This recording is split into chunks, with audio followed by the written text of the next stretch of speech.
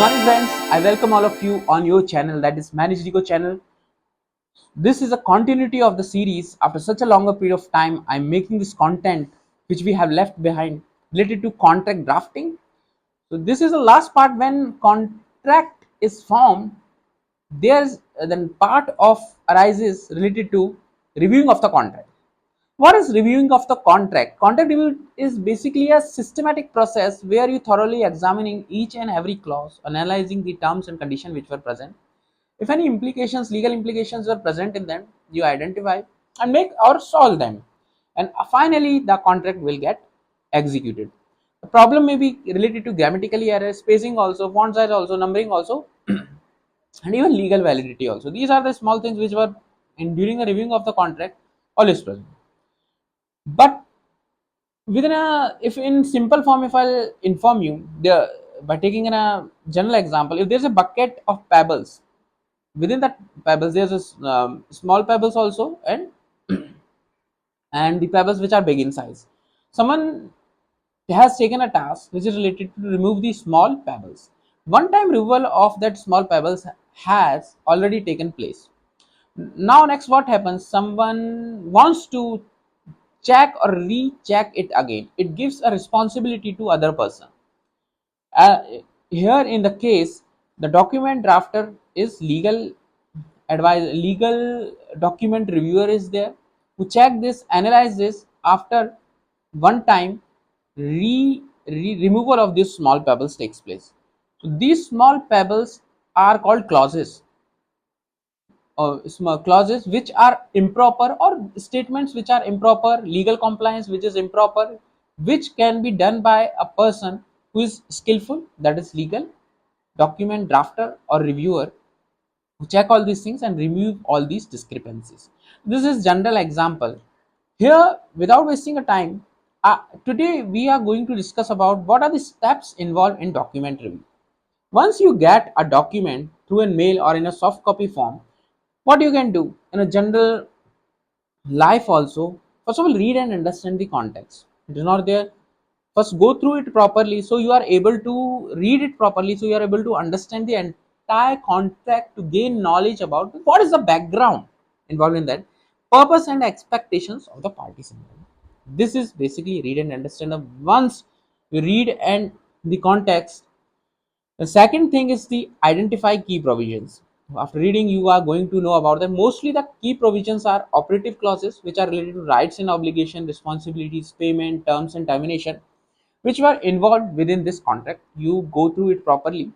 Then identify parties involved. Why this clause is important to identify the parties? Because without identification of the parties, you are not able to give a specific or legal names to those parties roles involved in that contract. This helps clarity and avoids the confusion in later stage. For example, if you are going to give a franchisee, a manufacturer want to give a franchisee, so manufacturer is here franchisor. A person who is distributor who is going to take a franchise is known as franchisee. Now assess the legal compliance. Once you go through all things parties, then you check out whether legal compliance is accomplished or finished in it or not. How legal compliance is accomplished or finished? Whether the distributor is having a license related to that particular territory or not. Secondly, all the IPR rights are available with manufacturer or not. Whether marketing rights and all these rights are available with them or not. All legal documents should be present with franchisor also, franchisee also. These are legal compliances. Evaluating risk and liability. Second one is there. If you, what are the risks and liabilities involved in the business? For example, if someone in the distribution agreement, you ship for the shipment of the product, or use trucks for the shipment of the product, and what happen? There may be chances due to accident, loss may occur. To prevent that loss, insurance is present. Fewer times insurance doesn't cover all of these things. Then what are the liabilities which remains to either franchisor or franchisees? Then you need to evaluate all these risks and put in a clause of risk and liabilities. Now, reviewing the terms and conditions, it is very essential to review each and every term and condition. The the main purpose behind is that so that it may be clear that whatever is written down within the clauses or made, those are not unclear, not ambiguous and potentially problematic, so that pay attention to the what are the deadlines, what are the deliverables, any specific requirement outlined in the contract. And then business implications means if distribution is related to a specific product which is seasonal in nature, then it is not there that business shall run for a period of 1 year. It may be seasonal for a monsoon month only, so it depends on the product or vary accordingly. Payment and pricing terms. Second one is how the payment shall be made, whether it will be made in installment, on which day or week of month it shall be paid, and what is the structure of payment, it should be also taken consideration. While distribution payment, there's a royalties are also there. So how much royalty of the sale, total turnover of sales shall be paid by the franchisee. So ensure clarity and fairness in payment, then evaluate the delivery obligations and termination.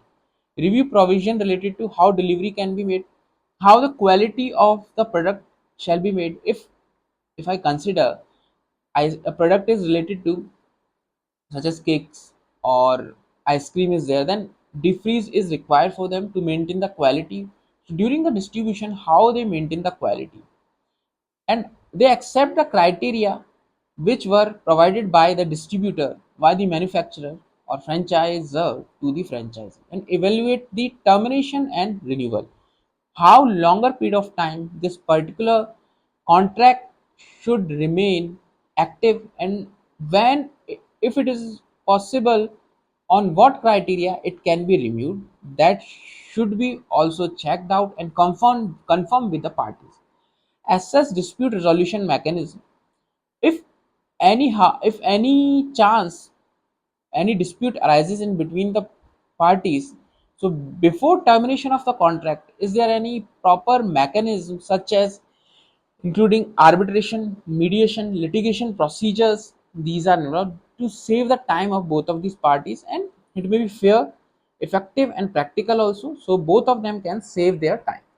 Consider confidentiality and non-disclosure. When both of parties do the transactions, then what happen, that there is also sharing of the data takes place from both of these sides, such as customer customer contact details and other details, or even the how the product new product when new product is going to be launched, what is the process of manufacturing, it may be shared. So confidentiality and non-disclosure clause is also important.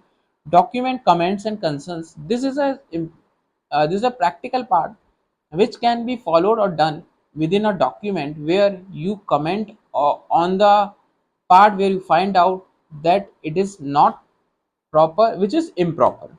Now finalize and execute the contract. Once you review the contract, revision has been made, both parties are satisfied with the terms, the contract can finalize and execute it. Once it is finalized and executed, you shall take all the signatures where it is required or where outlined in the contract. Now keep copies of records. Keep copies of the executed contract of your records.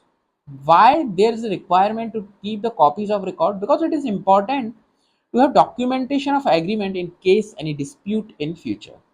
So these are the following steps which were involved while reviewing a document.